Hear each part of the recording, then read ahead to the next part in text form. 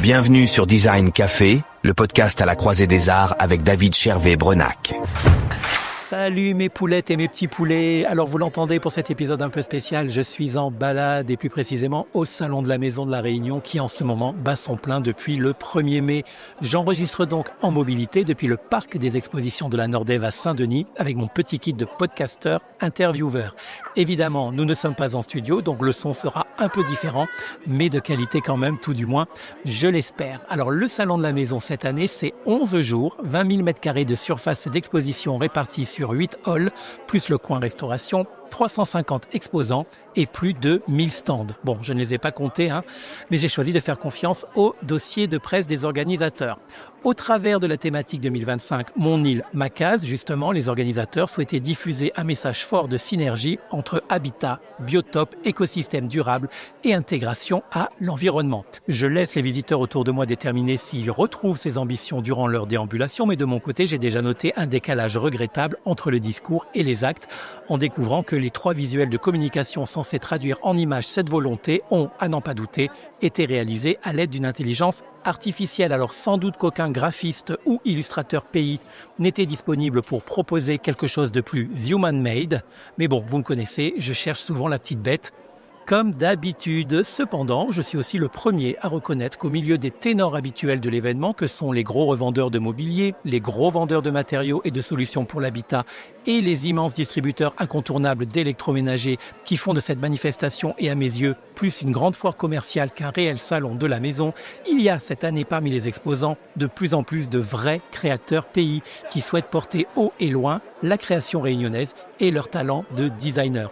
J'en ai retrouvé 3 que vous connaissez bien puisque j'ai déjà eu le bonheur de les interviewer respectivement pour le podcast, et aujourd'hui, rien que pour vous, j'ai envie de savoir quel est leur sentiment sur cet événement incontournable de Lille. Je vous propose donc de retrouver Mélanie de chez Ivoa, une architecte d'intérieur qui partage le stand D27 avec Bliss Menuiserie et qui nous présente en live leur création de mobilier Made in Réunion, de purs chefs-d'œuvre qu'il ne faut absolument pas manquer si vous venez sur le salon. Ensuite, on ira faire un tour au stand D14 pour retrouver Anaïs de chez Marais avec ses magnifiques compositions végétales stabilisées pour tous les intérieurs. Là encore, il s'agit d'un vrai design pays assumé et revendiqué. Et c'est absolument formidable, à la fois dans le processus de réalisation, mais également dans le rendu final, qui est de toute beauté.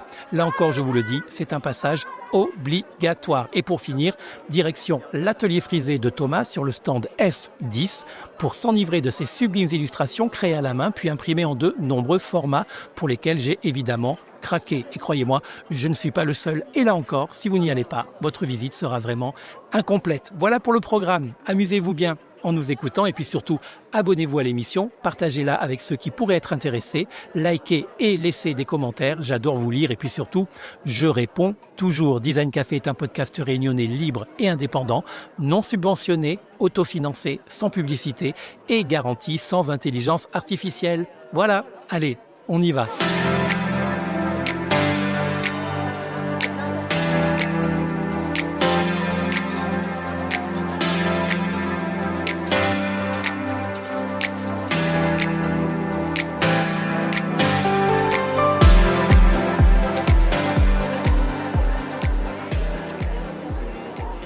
Donc là, je cherche... Ah, il est là. Le stand de Bliss Menuiserie. Et elle est là. Salut. Ça va et toi? Ouais. Je tourne, je te préviens. Ok. Enfin, je tourne. C'est tout petit. Oui, c'est tout petit. J'enregistre. Ah, c'est à la voix. Oui, c'est à la voix. Alors, comment ça se passe? Écoute, c'est long. Oui. Non, au moins, tu es cash. Oui, bah j'ai du mal à mentir moi en général. Mais ouais, non, c'est un peu long. C'est un petit peu long. Je trouve que l'emplacement n'est pas forcément idéal. Ouais. Le stand en lui-même ou ton ou le hall? Non, le stand en lui-même. Parce que, tu vois, je me trouve, après c'est peut-être faux, mais je trouve qu'on est un peu noyé dans un flot de tout mélangé. Ouais, ok. Si tu veux. Donc, en fait, les gens, ils s'arrêtent pas forcément chez nous parce qu'en face, la case déco, ça attire l'œil, c'est grand et tout. Et donc, les gens, ils tournent la tête de ce côté et pas forcément chez nous. Tu vois, et quand on est un peu dans un creux, on est peu visible, je trouve. Et là, c'est le stand F, hein? Ah non, c'est D. C'est D, c'est ok. D27. C'est D, Ouais. ok. Et après, on dirait que c'est pas très positif quand je dis ça, mais en vrai, j'ai eu quand même des bonnes rencontres, des chouettes échanges avec des personnes intéressées. Voilà, ça me permet de me faire connaître. Et oui, tout. C'est ça, c'est un de tes objectifs. Ouais, c'est ça. Non, c'est chouette, mais c'est vrai que l'emplacement, je trouve, me dessert un peu. D'accord. Et qu'est-ce qui t'aurait fallu maintenant que tu as déjà, t'es à la moitié là, t'es à la moitié c'est ça. Du salon. Il t'aurait fallu quoi comme emplacement? Je pense, j'aurais été à côté de Roche-Beaubois. Ça aurait été pas mal. Tout le monde va être à côté de Roche-Beaubois. Je pense que vraiment ça aurait été beaucoup mieux. Ouais. Parce que tu vois, en face, c'est pas du tout le même type de mobilier, c'est pas du tout la même clientèle et tout ça. Et en fait, il y a beaucoup de gens qui viennent là pour eux. Et ceux qui pensent que les gens qui vont acheter chez Roche-Beaubois pourraient acheter chez nous. Oui. Mais ils viennent pas jusque là. Ouais. Voilà. Bah oui. Donc oui, parce qu'ils sont loin. Et c'est pas très loin, mais on est caché quoi. Donc c'est un peu. Mais visuellement c'est loin, c'est ça que je voulais. Oui, voilà, visuellement. C'est ça que je voulais dire. Ouais. Bon, mais quand même tu peux quand même exposer Alba, je vois, dont on a déjà parlé dans le podcast. Oui. Elle est plus grande que ce que je pensais. T'es pas le premier à me dire ça. Et du coup, elle est encore plus belle, je trouve. Bah écoute. Et elle est chouette. Je suis contente qu'elle soit exposée ici. Ah ouais. C'est bien. Elle commence à souffrir des nombreux transports et des nombreuses expositions. Oui. Mais elle tient le choc. Ça, c'est la tienne? C'est celle qui est chez toi normalement? Ouais, c'est ça, exactement. C'est celle qui s'est trimballée un peu partout. Elle est belle. Et voilà. Elle est vraiment très très belle. Bah écoute, c'est gentil. Merci. Ah oui, je comprends mieux la sphère. Oui, dont je t'ai parlé. Oui, dont tu m'as parlé. C'est ça. Donc on a Alba, dans ce qu'on a évoqué dans le podcast, on doit avoir... Ah ben voilà, on a Tortis. Quel retour tu as sur ton travail? Sur celui de Bliss Menuiserie qui donc fabrique et édite, et sur toi qui l'as dessiné? Écoute, les gens trouvent que c'est très qualitatif. Il y a vraiment un retour positif sur la qualité. En fait, la plupart des gens qui sont venus voir, c'est des connaisseurs.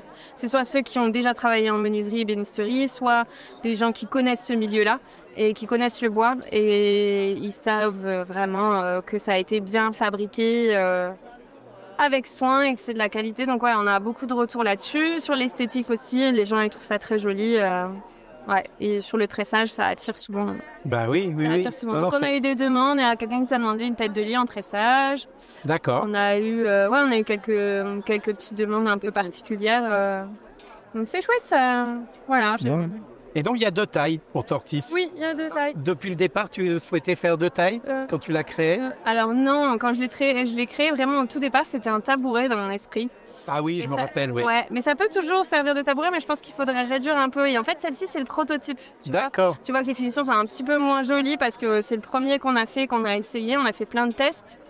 Et en le faisant, en fait, on s'est dit, ça fait table de chevet, table basse, mais tabouret, ça marchait pas sur cette dimension-là. D'accord. Du coup, on a pris le parti après de se dire, ok, on part plutôt sur des tables.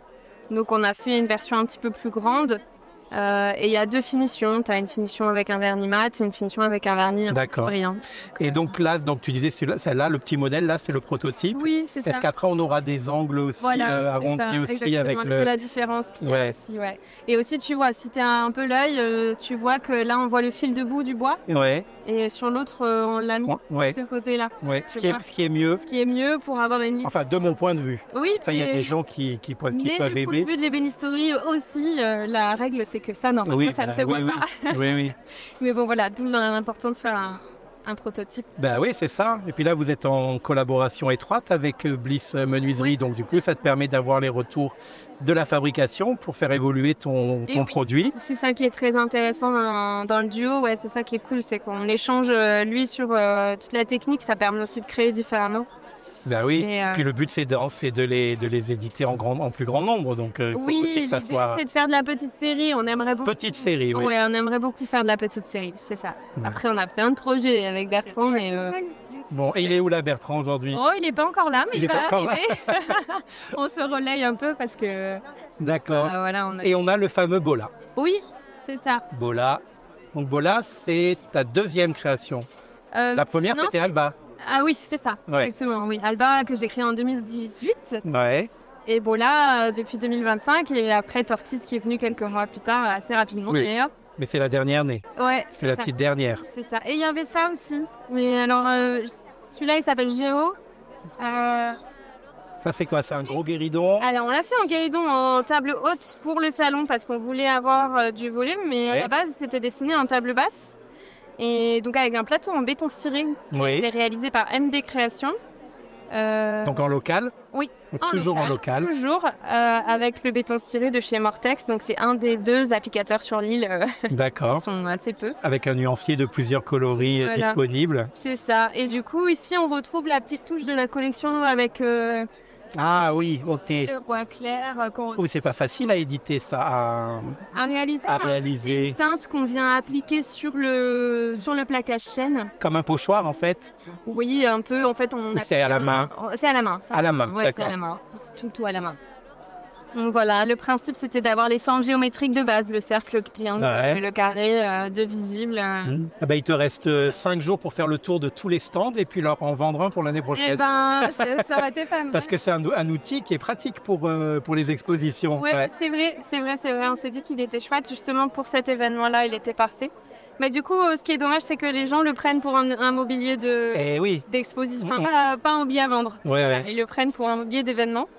Et du coup, cela dit, il peut avoir comme clientèle privilégiée les organisateurs d'événements. Hein. Tout à fait, je les attends. C'est cool. J'étais avec Mélanie Voisin de la maison Ivoa, qui a un stand donc au salon de la maison avec la menuiserie Bliss. Et on est sur le D27. D comme David, voilà, ça s'oublie pas. Et donc c'est le hall et puis le stand c'est 27. Merci Mélanie. Merci à toi.